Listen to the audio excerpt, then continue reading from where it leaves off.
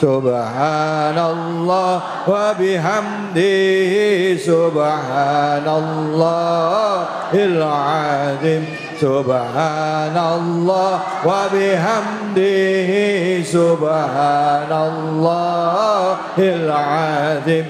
Subhanallah wa bihamdihi subhanallahil azim. Sallu ala Nabi Muhammad.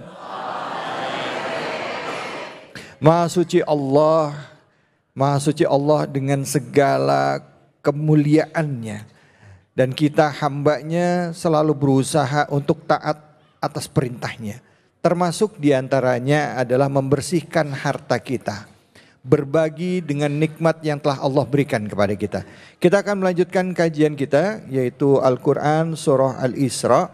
Ya, tadi kita sudah sempat membahas ayat ke-28 sampai 29, dan selanjutnya ayat ke-30 akan dibahas oleh guru kita Al-Habib Al-Mukarram Habib Muhammad Syahab. Silakan Habib, fadhal.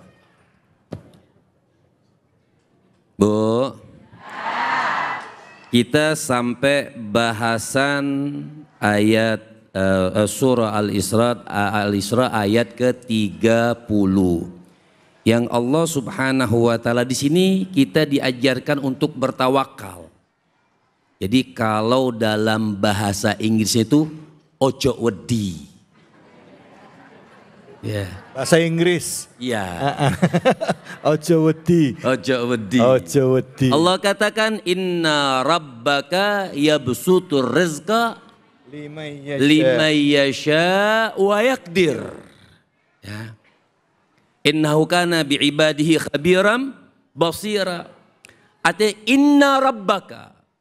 Kalau sedikit kita artikan, sesungguhnya Allah Subhanahu wa taala yabsutur rizqa. Jadi enggak usah khawatir. Lima yasha wa yaqdir. Allah itu punya hak. Allah itu yang berkuasa, yang melapangkan rezeki seseorang atau menyempitkan rezeki seseorang. Itu urusan Allah Subhanahu wa taala. Jadi enggak usah khawatir, Ibu, misalnya kita mau sedekah takut miskin, jangan. Allah yang meluaskan, Allah yang melapangkan, itu sudah urusan Allah Subhanahu wa taala. Makanya kita ini harus yakin kepada Allah Subhanahu wa taala. Sampai innahu kana bi ibadihi khabiram, karena Allah itu Maha tahu, Maha meneliti. Jadi tidak usah takut miskin, tidak usah takut kaya. Ada yang takut kaya? Ya, nggak ada. Artinya apa yang kita berikan, sampai ada kalimat yang mengatakan anfik ma fil jab ya'tika ma fil ghaib. Keluarkan, infakkan hartamu ma fil jab, yang ada di kantong kita. Maksudnya ada uang sama kita, ada uang sama kita, itu kita infakkan, kita sedekahkan, ya'tika ma fil ghaib. Maka Allah akan ganti sesuatu yang memang di luar kita punya nalar, akan dapat dari Allah Subhanahu wa taala. Cuman kita sudah takut dulu, nih kalau ngasih nanti miskin, nih kalau ngasih nanti harta kita berkurang, nih kalau ngasih. Memang kan kadang-kadang subhanallah Bu, misalnya ada rekening nih, ada rekening misalnya ada 5 juta, kita mau infakkan 100.000 misalnya, wah berkurang jadi 4.900.000. Jadi godaan syaitan. Jadi nggak perlu. Saya mau tanya sama Ibu, Bu, Pak, misal kita hitung nih pengeluaran kita dari tanggal 1 sampai tanggal 30, listrik, urusan anak, jajan, pokoknya macem-macem lah. Keluarlah angka, kita hitung nih. Tapi belum tanggal 31-nya belum sampai, baru ngitung tanggal 1. Kira-kira dengan penghasilan kita tanggal 31-nya itu kecukupi atau tidak? Kalau kita hitung, cukup atau tidak? Kalau kita hitung Pak, cukup atau tidak? Tapi setiap bulan lewat gak? Kebayar gak? Nah itu. Jadi kita ini memang sudah, Allah tuh lima yasha wa yaqdir. Allah itu sayang sama hambanya. Nggak mungkin semut aja kita tahu, semut yang berjalan, yang merayap, rezekinya diberikan oleh Allah Subhanahu wa taala, apalagi kita. Jadi rezeki yang halal. Makanya dunia ini, Bu, Pak, ij'alid dunya majlisaini. Makanya jadikan dunia ini buat kita tempat duduk kita dua kelompok saja, nggak usah jauh. Kelompok yang pertama adalah thalabul ilmi. Kelompok yang pertama adalah menuntut ilmu. Kelompok yang kedua thalabul halal. Kelompok yang kedua adalah mencari rezeki yang halal. Nah, rezeki yang halal ini akan membawa kita kemana? Ketaatan kepada Allah Subhanahu wa ta'ala. Ayo, kita dianjurkan untuk sedekah-sedekah. Nggak usah takut kita bersedekah. Ada lagi yang repot begini, oh sudahlah, udah nggak mau sedekah, komen. Tuh orang sekarang tuh. Oh iya. Orang sekarang udah nggak mau sedekah, komennya banyak. Misal kita lihat orang yang posting, orang yang lagi sedekah, orang yang lagi berbagi, misal di posting, komen gak kita? Apa itu orang sedekah di posting-posting? Ya, dia sedekah atau enggak? Nah itu masalahnya. Ini orang yang kurang keyakinannya kepada Allah Subhanahu wa ta'ala. Pertanyaannya, boleh nggak kita bersedekah, kita posting? Boleh atau tidak? Posting, kita hadir majelis ta'lim, boleh nggak diposting? Berbagi kebaikan, kenapa? Orang berbagi kemaksiatan aja nggak malu, apalagi berbagi ketaatan kepada Allah Subhanahu wa ta'ala. Kenapa berbagi ketaatan kita malu? Artinya menganjurkan. Kalau Imam Ghazali bilang kita mau sedekah, Bu, Pak, kita mau sedekah, masih punya sifat sombong. Kan ada orang begini, oh saya nggak mau sedekah dulu, kenapa? Masih ada riaknya. Tuh orang pelit tuh, orang pelit tuh. Orang pelit tuh yang nggak yakin dengan ilmunya Allah. Allah meluaskan keinginan dari Allah Subhanahu wa ta'ala. Kita mau sedekah nih, kita mau sedekah, masih punya sifat riak. Dia bilang apa? Oh sudahlah, saya nggak mau sedekah dulu. Kenapa? Masih ada riaknya. Ini, ya itu. Makanya kata Imam Ghazali, kalau kita sedekah masih punya sifat riak, teruskan sedekahnya atau stop? Teruskan sedekahnya, stop. Teruskan sedekahnya. Insya Allah dari sebab sedekah tersebut Allah jadikan taufik hidayah, menghilangkan rasa riak kita ketika kita bersedekah.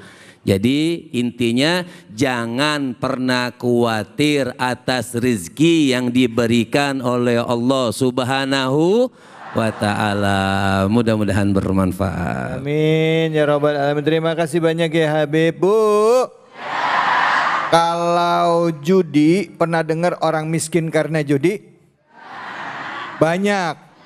Pernah nggak dengar orang miskin karena sedekah? Jadi jangan males untuk sedekah. Sedekah, nggak ada orang miskin karena sedekah ya Beb ya? Betul. Benar, berarti janji Allah tadi, inna rabbaka yabsutu rizqa liman yasha wa yaqdir. Allah yang menyempitkan, Allah meluaskan rezeki seseorang. Baik. Siapa yang mau bertanya, angkat tangannya. Angkat tangannya. Iya, banyak banget. Ibu dah, selalu.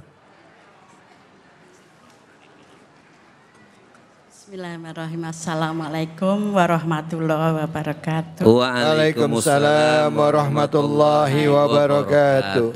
Saya Ibu Meni dari Majelis Taklim Istiqomah Wijaya Kusumaraya. Masya Allah.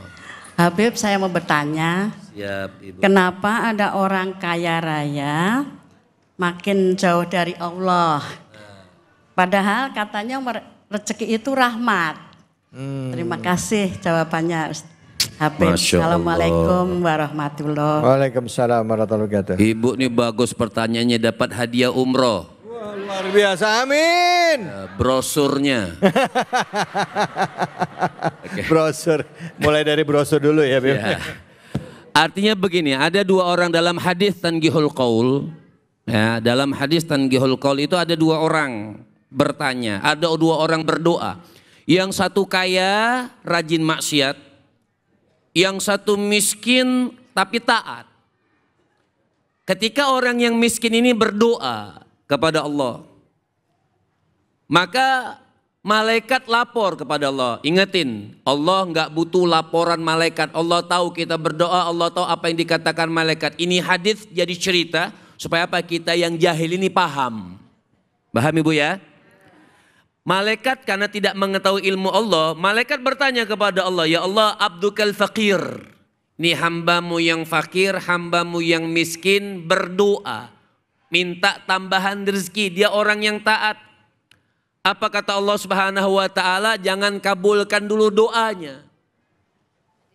Maka bertanya nih malaikat, kenapa? Kata Allah Subhanahu wa taala, aku senang, aku rindu, masih nikmat dengar suara rengekannya berdoa menangis kepada aku ketika sholat. Jadi kalau doa kita belum dijawab, itu bukan berarti Allah benci, tapi Allah senang dengar suara kita. Yang kedua, kaya, rajin maksiat, berdoa. Malaikat lapor juga kepada Allah. Kata Allah, wahai malaikat, cepat kasih. Aku enek dengar suaranya. Artinya istidraj. Jadi hati-hati kalau kita banyak rezeki terus tapi tetap ditambah oleh Allah Subhanahu wa taala, itu istidraj. Kita yang paham aib kita. Jadi harus berhati-hati. Paham Ibu ya? Memang rezeki itu rahmat, tapi kan itu juga ujian dari Allah. Rezeki yang Allah berikan buat kita banyak tambah taat atau tambah maksiat. Kalau tambah maksiat itu istidraj, seperti itu. Terima kasih banyak Habib. Bu, Pak, oh udah dijelasin sama Habib, jelas ya semuanya ya. Jadi kalau kembali lagi ke ayat 30 ini, Allah memantapkan kita, meyakinkan kita bahwa Allah yang lapangin rezeki ya. Jadi Allah udah janji gak bakal ingkar janjinya. Kalau kita bersedekah mau bantu saudara-saudara kita, insya Allah rezeki Allah kasih luas, dilapangin sama Allah. Nah sekarang bagaimana dengan orang-orang yang cemas takut miskin karena anaknya banyak. Dia takut, bahkan di zaman jahiliyah mungkin ada yang sampai membunuh anaknya karena kekhawatirannya dia akan kemiskinan. Bagaimana Islam menyikapi ini? Jangan kemana-mana, kita akan lanjut lagi tentunya hanya di sini. Cahaya Hati Indonesia.